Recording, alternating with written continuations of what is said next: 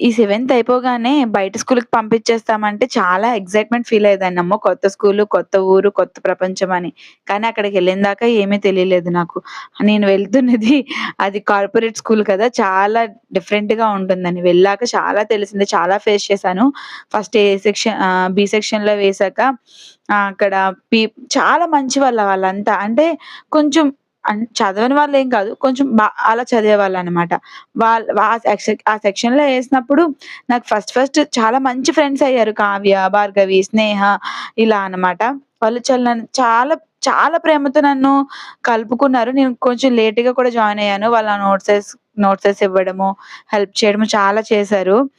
తర్వాత నాన్నొచ్చి మా అమ్మాయి అంటే ఆహ్, ఏ స్టార్ బై ఏ సెక్షన్‌లోకి వెళ్ళాలి అనగానే డ్యాడీ ప్రిన్సిపల్ సార్ వచ్చేసి maths sir, Telugu madam feedback తీసుకున్నారు. అండ్ నేను ఆ 2 చాలా బాగా చదివేదాన్ని. వాళ్ళిద్దరూ గూడా బాగా చదువుతది పంపించొచ్చు అని చెప్పి వాళ్ళు కూడా ఫీడ్‌బ్యాక్ ఇచ్చారు. సో, నన్ను గ్రాండ్ చేసేసి నెక్స్ట్ ఏ సెక్షన్‌కి పంపించేసారు. అంటే అదే బాగా చదివే సెక్షన్‌కి పంపించేసారు. అక్కడికి వెళ్ళాక నిజంగా ఫస్ట్ టైమ్ నేను దాన్నేమంటారు పార్షియాలిటీ ఇంకా కార్నర్ చేయడం ఇంకా చాలావి ఫేస్ చేశాను. నన్ను అసలు ఎలా చూసారంటే ఎళ్ళాక నేను చాలా ఏడ్చాను.